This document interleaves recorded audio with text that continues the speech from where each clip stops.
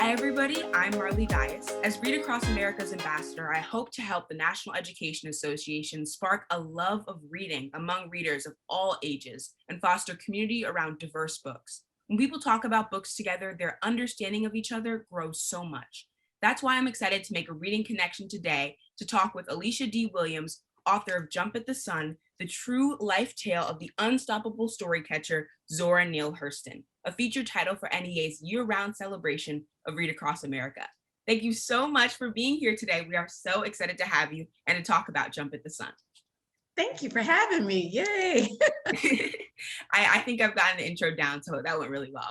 I'm happy with that. But I originally want to start with what drew you to ZORA Neale Hurston and what inspired you to write about her life? Because I know in my school, now that we're kind of switching towards a generation of teachers that care more about diversity, I know her name, but I know that school does not always talk about authors like her. So how did you come to know who she was and what people drew you to her story? I first learned ZORA Neale Hurston way back in college. I grew up not knowing anything about Black literature, anything about Black history. It was this whole awakening. And part of me fell in love with not only just ZORA, but the whole idea of our oral storytelling, Black American, African American, and African storytelling, that the Burr Rabbit tales and Trickster Tales and Nazi tales, those spoke to me. So when I became a writer, I realized that there wasn't a book about ZORA Neale Hurston. Like, how do we amplify these stories and encourage readers to even be oral storytellers themselves if we're not really giving homage to the people who collected these stories? And the more I learned about ZORA, not just her literature, her novels, and her oral storytelling, I was so amazed at the way her life was. It was so personable and so identifiable with, being a rambunctious little girl, falling in love with reading, that I thought this story can come to life. And we need to know about this joy that she has. Yeah, I think it truly does come to life. And one of the things that I always admire about, and the struggle I find, is that a lot of the times Black authors are talking about adult or mature topics, but in reality, Black children like me will face them now. So how do you try to make sure that you're writing a children's book that needs to talk about hardship, that needs to talk about the experiences of Black people without getting labeled as this is too serious for kids, this is too much for kids? So what did you try to do to balance that joy, that light, and then also making sure that you're telling that well-rounded story of someone's life? Yes, I really agree with you with that. I do not like the idea that we say children aren't ready for hard topics or tough conversations, because they are. And like you said, Black children are challenged with that daily. Every day we are very aware of who we are and what our Blackness represents. But when I came to ZORA and I realized that she has such a balanced life, and her gift was growing up in an all Black town. So she was able to present her story, her narrative, from something that was totally opposite that everyone else was telling. Now, does that say that she never suffered, that I can't put that in there? No, she did suffer. Her mother died when she was very young. She had to go away to boarding school. She had to work as a child, and she has so many jobs. But to put it in for children to really understand and identify, oh, I know what grief feels like, or, oh, I know how to struggle on my own. We've dealt with poverty. It's putting the truth right there on the page. I had to put it on the page as it is. Did I color code it with a candy message? No, her mother died. She had to leave. And I think children are able to balance that out, and in a picture book with the beautiful narratives and the beautiful imagery of the illustrator. So there's no way I can go around and not talk about the bad, the pain, and enjoy just the good. I completely agree. I think the illustrations do a great job of making sure that moments like that also balance out with your fantastic writing, and that we see that there's still a loving joy, that there's no page that's just completely like, this is a terrible moment, we need to think of this as a sad thing, but rather as a point that we move forward towards and we carry it with us. So your illustrator is really fantastic and captures so many different looks. It's like boom, boom, boom, boom, boom, with a lot of different hats. So how do these hats, both literally and figuratively, with jobs and with what she's wearing, represent her life and career as it evolved. So did you have any part in that process, or did you think she knew from the jump when she read it, she was like, this is how we're going to do it, and this is how we tell our story? You know what? I wish I could take the credit. I cannot take the credit. They do not even let you meet, the publisher won't even let you really meet the illustrator. And I'm so glad that they didn't, because when I got to know Jackie and hear her process, she created her own story. And I created my story with the words and hers with the pictures. Like, for instance, you brought the hats up. And it's just like a scavenger hunt, seeing the different hats, how she wore them. But with Jackie, when she did her research, what spoke to her was different from what spoke to me about Zora. Hers was the message and the metaphors. For instance, her dad said, stop trying to wear those big old hats. You know, Zora was a big dreamer. She was a dreamer that she wanted to wear, you know, she wanted a pony or something for Christmas. And he was like, stop trying to dream big. You know, you're trying to wear the big old hats. And that stuck to Jackie, the illustrator, saying, when you tell a child not to dream big, not to wear hats, what does that look like in this story? So you see mom with the big old hat in the illustration, because mom wanted her to jump at the sun, wanted her to dream, wanted to do, right? To be more free. And when she leaves home, she has that big old hat of mom that I'm going on. And every journey, not only does Zora wear a bunch of hats in life, metaphorically, she was the first Black female filmmaker. She was a folklorist. She wore so many hats, and she was always dreaming bigger. And plus, she was always stylish too.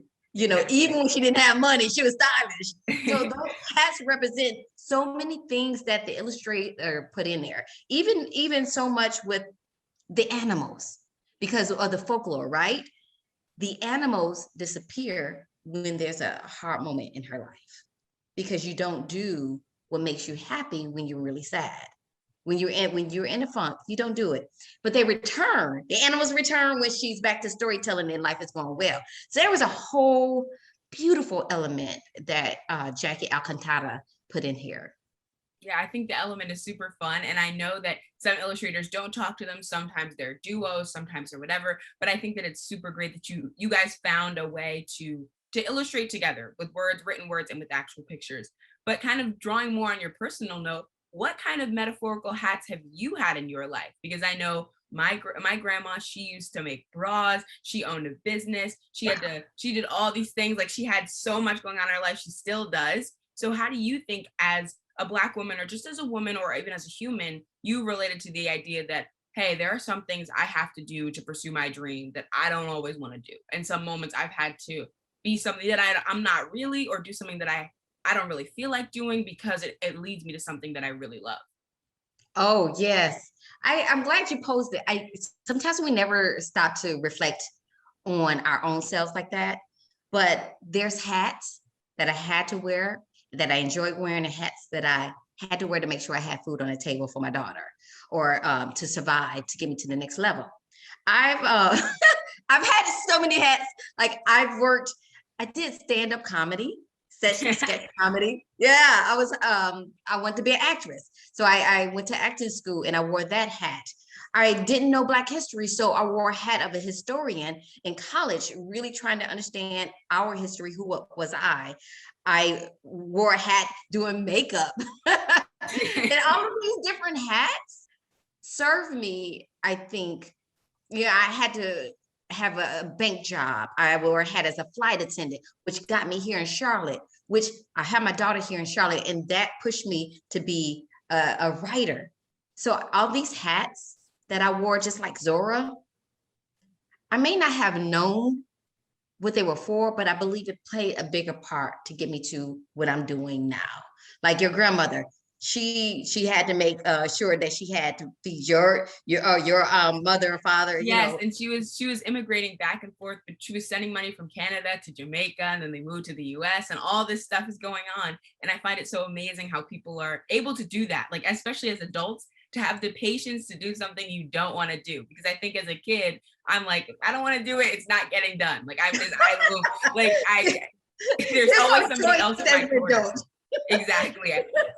But do you see that, where the hats that Zora wore, or the hats that your grandmother wore, the hats that I wore, it's not for us alone to get No, us it's to not. where we need to be. It's because look at you now, what Marley gets to do, or my daughter being a software engineer, what she gets to do because of the hats that I had to do. So these hats serve such a big purpose in bringing other people up. Yeah, I think it's a universal experience, but I really love that you included it because I think we can all relate to it in one way or another. Or I can't because I'm a little bit lazy, but I can relate to it. And I think I can in some way between being a student and an activist, but I see that there's a whole other level to it when you become an independent person in the real world. And I've watched my whole family do it. But one thing you touched on quickly when you were talking about hats is your own desire to be a historian and to talk about folklore. So why do you think that folk tales, specifically the ones that Zora was collecting and holding really close to her and then, dispersing to the public, obviously, do you have a favorite one? And why did you really want to include that in the book? I included it, and I do have some favorite ones, but let me answer why I included it. I cannot talk about all the hats she wore and exclude not snippets of what she heard. And I thought for a picture book, you could only get so close and you only have so many words that you could spare for this book, right? And I think the reader need to know some of the things that she heard, whether they're colloquialisms or whether they're games or songs or chants, to understand that we have this treasure trove because of people like her who collected it, who drove down. Now, I, as a storyteller, I always focused on the Trickster Tales. And one of course, I love Brer Rabbit because he's so naughty. And when I tell little young audiences that tale, they're right there. They're right feeling and they're looking where I point to a rabbit being thrown in the thicket. And it's so important that I continue this on because I know the research proves that when we get our young people to read these stories and be able to tell these stories or they become storytellers themselves, it builds the brains, it's reader readiness. And it's so important to keep this folklore alive as well, because it all has something to do with our history. And I love the Brer Rabbit tales. I love it. I need to expand it, but she collected so much that it's so hard to even narrow down your favorites. I love it, the little ones that we have in the book, the little one-line sayings. And Jackie did a great job of adding those in there. Mm-hmm. One of my favorites when I was a kid was there's a Japanese one called Kitsune. It's about a fox that can change shapes and it would steal from people. And I personally think that Dora the Explorer might have taken a little bit of inspiration from a couple Trickster Tales because I saw so many cartoons as a kid that had them. My school did shadow puppet things and I love them so much. So it was cool to see them included, and specifically ones that other African Americans and Black people really knew more about, because I only knew of foreign ones or ones that were not really related to my identity, but I still enjoyed them so much. And I also wanted to kind of ask you, now that you're a daughter, you're a parent, you're you've seen the eyes of literature through a kid's perspective as well. How did you try to make sure that your daughter also knew about these tales, also knew about these stories, and didn't have to wait until college, like you were saying, to find her identity, to feel confident in her Blackness, or to learn about other people's experiences? Oh, I started so young with her, from reading to her, even in my belly. I was a big reader to her. She came out, she had no other choice but to give me stories. It was, how they say you learn from what didn't happen to you, so you want to do it better. So because my family were oral storytellers in our family stories, that they would sit down and tell the same stories of growing up and have this beautiful rhythm and cadence to it. And we would laugh every time. I, being away from my family, being here in Charlotte, I couldn't offer that to my daughter, but I could offer stories. I could offer her artwork on the walls that reflected her. I could offer her just these conversations of who she is, and allow her the breath to even ask these questions. So you'll see that I constantly had, if we weren't reading them, we were listening to stories on tape in the car. So it was so important for her to be able to walk into the world with a sense of confidence, a sense of knowing because I knew that everyone has an expectation or want to put a label or, see Marley, right? And I see Marley only as this one reader and she can't be anything else. I wanted my daughter to have a definition for herself, defined by herself through our stories, through a reflection of Black America, being Black in Yeah, America. I think that's really a critical part of parenting, and my mom has done. I think she's done a really good job at that as well, because I felt very impassioned to pursue my own interests, but also a lot of support if I want to do something else. Like if I decide I want to be a guitarist, then I'm gonna have guitar lessons. I'm gonna have whatever, and especially through my high school experience, getting those resources and support to do what you want, and also know that you are not going to like be irrational about it. Like you have the space to be irrational, but you've also been taught not to be. So I don't do anything that's crazy or wild, but I have the space to be who I am. And I think reading can really give you that, and having supportive parents like you can give you that. So what did she originally think when you told her that you were going to write about Zora Neale Hurston? And how much has she ever been a part of your process as an author and watch you wear all these different hats when you're writing? When she told me, she's so laid back. And she was excited. And I think at the time she was in high school.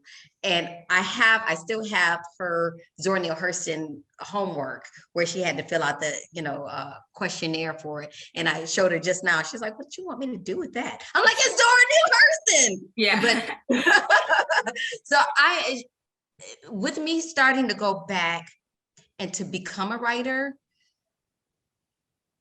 I don't think she was very talkative about it, but she observed. Now, I knew that I wanted to not give any more excuses. I wore a lot of hats, but I was fearing to step into the big role because of what it might require of me. And once I decided to do it, I had her in mind because I know I needed her to look at me and say, if mommy can do it, I can do it. If mommy can do at her age, can do it. And I think that is what resonated with her more so, because she would go into a space, for instance, she was at a camp for computer apps camp.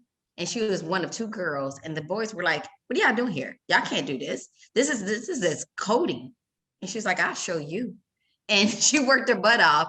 And that's why she loves computer science. So I think me writing, no matter what I write, whether it's Zora or she is watching what I do. And even now, though, I'll hear her on the phone with her friends, like, "Yeah, my mom wrote another book," or "My mom did this." And I was like, "Oh my gosh, she's so proud of me."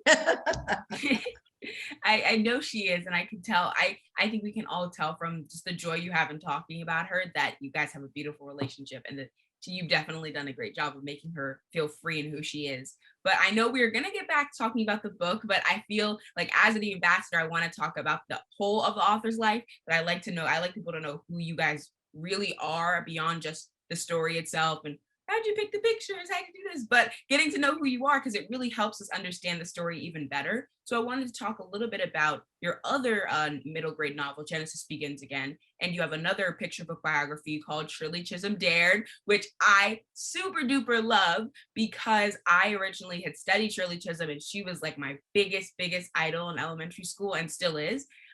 So I wanted to know and I asked this to another author before, if you could have one of your stories or one of the things that you've kind of researched or written about become a movie or a TV show, what story would you want to see on screen? Would it be Genesis Begins Again? Would it be Shirley Chisholm Dared? Would it be Jump at the Sun? Would it be a secret other project that we haven't heard about? Oh, Marley, that's like a genie. Like that's a tricky question. Like I really love Zora because I'm like, how come she doesn't have a movie yet? They have one of her books as a movie, became Their Eyes Were Watching God, but she's such an incredible woman. But then there's me who knows that Genesis Begins Again should be amplified more. And I tell you why. I wrote that story and I was told not to write it. And I was told not to write it from somebody, a Black woman. And I thought, oh my goodness, why should I write this? And I was in grad school when I started this story. And my last professor, she said, I think there's a story that I heard about that you should write. And I said, well, no, I was told not to write it. No.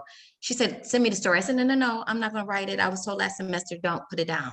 She said, send me the story. So I sent it to her. She said, I don't think it's the writing. I think it's the subject matter. And I think it rubbed her raw. And I thought, oh my gosh, who am I to write this story? Now, this story, Genesis Begins Again, is about a girl who feels like she's not good enough, right? We all have this one thing that we've told, that somebody might have told us that made us feel unlovable. And hers is colorism.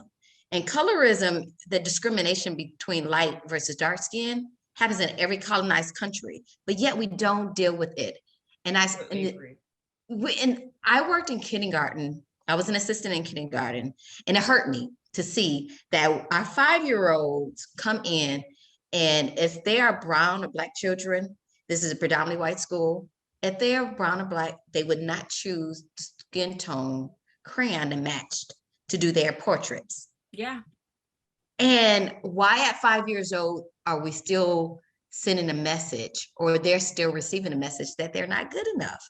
So if I was to have any book, it would be Genesis Begins Again, because we need to tackle this idea of making sure our children know that they are good enough, no matter what skin tone, no matter what hair texture, no matter what beauty or label is put on them.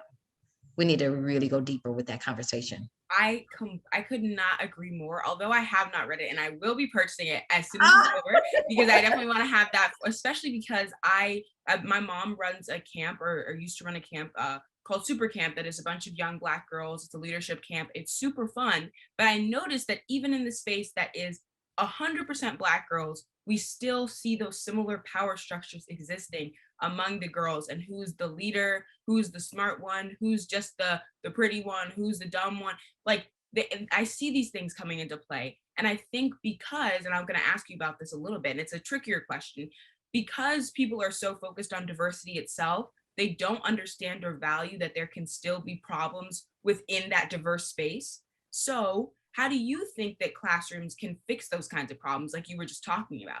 Because I know that we're focused on having Black teachers in the classroom. We're focused on having Black books and Black movies. But if they only have roles of people that are lighter skinned, or only have roles that of people are darker skinned, but they're shown as oppressed, as the ones that always have to go through something, as the not pretty ones, how do we fight those issues? Because I think we're getting diversity a lot more now, but it's not always correct. I think there can be harmful diversity. I think it can happen, and I think it does happen. So how do you think we can fight that in the classroom and as storytellers?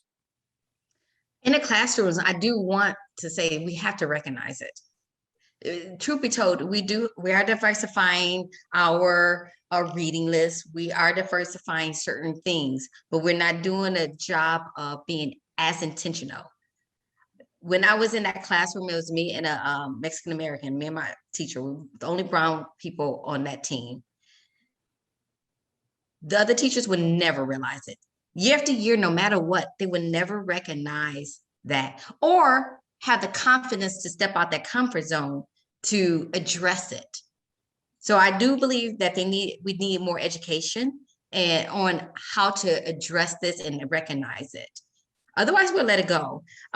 We have to be intentional on not just reading the books, but having the discussions. What I do like about, and I know teachers are very busy and we got to get the page count in and get to but to stop and ask questions, whether you picture walking, for them to express what they're seeing or what they're uncomfortable with in the picture, or how they feeling about the picture or the text. We need to slow these moments down and build them out and go deeper. I don't know why we're afraid to recognize some of the biasness that we do have and how it plays out in the classroom. We see it. So being intentional, meaning that you don't always favor the child that is a lighter skin, or being intentional is not complimenting Natasha when she gets her hair straightened. And I've had that happen so many times, and it's the worst. You're only beautiful when you became straighten your hair. And yes, I see this. Absolutely. And so being intentional is down to not just what we provide, but but looking at how we have our biases and what we define. Gosh, there's so much more, and I wish I could study it. But that is a very good question because it happened. Yeah, and it's a loaded question, but I think that you really hit the nail on the head, I think. And with the story, I think that you probably obviously address it more in depth, but it's super important to me that we have more intentional diversity. And I think that's what your stories do, because you talk about Genesis Begins Again. It's about a completely different girl than Shirley Chisholm is a completely different girl than Zora Neale Hurston is. And to have variety within your diversity is what matters. We need more authors that continue to value these stories and see that not all hardships that Black girls face are the same. They might all be rooted in anti-Blackness, and they most likely are, but there are so many different forms of the way that racism works, the way we fight against racism, the way we do our best in every life, and how we pursue our passions. And having authors like you is so important to those discussions. So I really appreciate you being here. And I still have more questions to go, but I'm just so incredibly grateful that I've been able to talk to cool people like you guys. I miss it so much. Thank you. I think as authors, as storytellers, we have to be honest on what we want to say and not be afraid. I know when I wrote Genesis, I kept getting, "You're so brave." And I thought, why is me finishing the story brave? Because there's so many people who are dealing with bravery, like you said, activists who are out there, who are marching streets, so I can be behind my computer screen to write. They're taking the brunt of being brave for me to be a storyteller. So in that, I think I have to be honest with what I need to say. So because what keeps me up at night is I know that if there was a baby doll test, the Henry, Clark baby doll test done today, that my children will be choosing a lighter skinned doll. So I need to be honest, and I need to say something on that. Or, you know what? I want my daughter to be bold and brave and fierce. I need to be honest and say, this is an example of being bold, brave, and fierce. Not just to write books and to make money. Yes, I want to live like this. But it's so important, the message that I leave with every story I tell. That's where I am. I need to be honest and I need to be truthful with the stories I choose to tell. I think you're doing a fantastic job at it, and I'm having so much fun even talking to you about it. And I would go as far as to say that you are an unstoppable story catcher. But I know that's what we're calling. I know that's what we're calling Zora today. But I want to make sure for all the younger kids watching that might not, always get what that means. What's the difference between a story catcher and a teller? Can you explain a little bit more about how you came to that name and where you see it in other authors that are not just, Zora Neale Hurston? Who else is kind of you think is an unstoppable story catcher? Yes, I wish the title came from me directly, but it came from the editor. She was so excited and she emailed me and said, "I have the perfect title." I loved it and I did not have any pushback on it because unstoppable story catcher, for instance, why Zora represented and how other represented, Zora went and traveled during Jim Crow time, traveled these back roads, these highways, during a time where being Black and being female could have gotten her into a lot of trouble. Her life could have been on the line many a times, but she was so unstoppable that she not only traversed back and forth through the South, she went to Haiti, she went to the Bahamas. She was so brave to capture these stories that we can have them. And so you think of unstoppable story catchers like Toni Morrison, who is one of your favorites, right? She wrote from a truth that when she caught a story, she worked it to make sure it was the best story to be out in the world. Not only that, she was unstoppable because as an editor, she was getting more people to write stories and write from their truth. So being an unstoppable storyteller, story catcher, means honoring that story that comes to you. I have had stories wake me up in the middle of the night and I had to grab it. And I had to say, this is the story that I caught and I need to tell the story. I have a picture book coming out in a couple of years with the illustrator. It came to me and I caught it. Being unstoppable, meaning you don't let any excuse stop you. You're going to write and you're going to tell that story because someone needs to hear that story. We get into the world, life happens, we have to work, we have to volunteer, we have to take care of our families, but you get that story, you have homework to do, you have sports to play after school. If you're a writer, you're a storyteller, nothing can stop that story, because it's not about us, it's about the audience, the reader.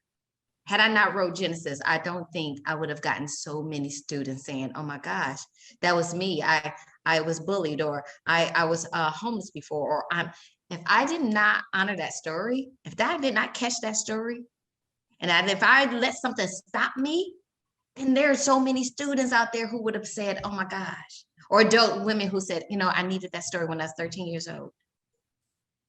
Yeah, this is so wonderful. And I think that's incredibly true, that it takes a lot of bravery to do that, but it is really about the audience. One of my favorite authors, Jacqueline Woodson, says she writes because she has questions and not answers. That it's not, you want to tell the story, but you don't know everything. It's not because it's not a vanity moment of I am the genius and this is my people that I'm going to tell these messages to. It's we're exploring this idea together, and I want you to think about it more. I want you to think about it for yourself, for your community, for the people you love. And I think this story does a fantastic job of giving us an example of someone that is a strong community member, story catcher, brave woman, and brave human.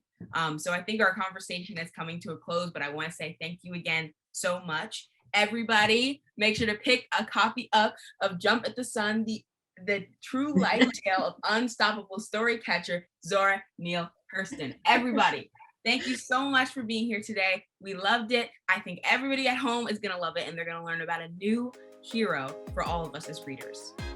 Thank you.